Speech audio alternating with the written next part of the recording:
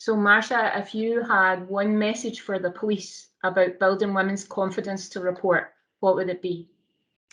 I think I'd want to just say how important it is to understand how complicated it is for women to make the decision to tell anybody, to tell a friend, to tell their mother, to tell the police, to tell social work.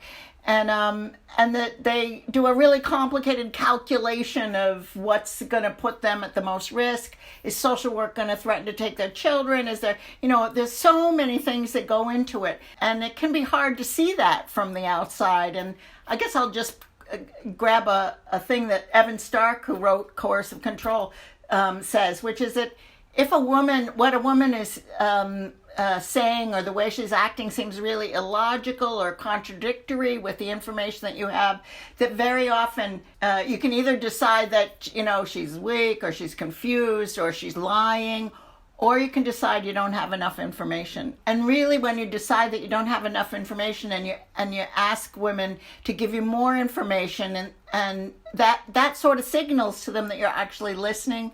And I think that's really important, especially because we know that there's lots of research that says that women say the most important thing you can do for them is to believe them.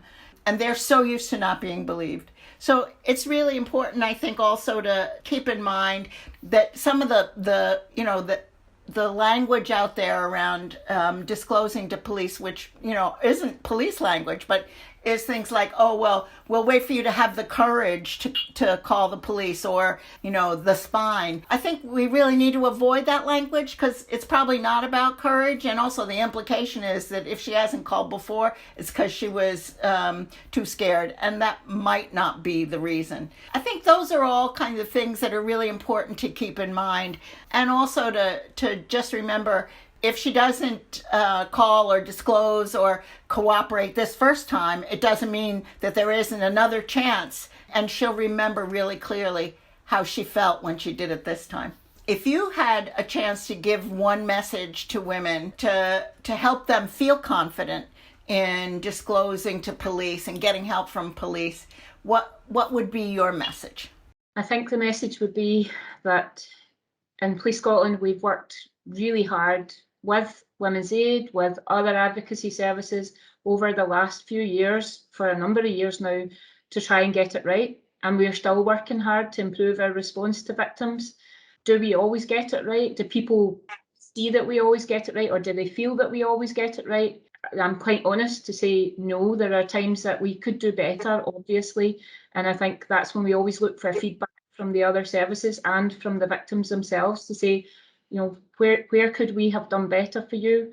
But what we need to do is build that trust and confidence in being able to connect with us, to be able to report to us, and to understand that we will come out, we will listen to you, we will hear what you're saying, and we will act on it.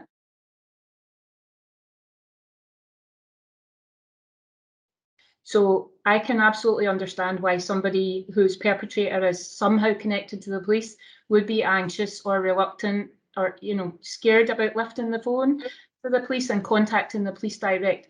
But there are other avenues into us. They can go to a women's aid worker, they can contact their assist worker, whoever that may be, and through the worker, engage with Police Scotland. So the assist and all the other Women's Aid, all the advocacy services are aware of the existence of, for example, the Domestic Abuse Task Force, the National Task Force, who take on the majority of the internal investigations that involve officers or staff, and they're independent from the other divisions where these individuals usually work.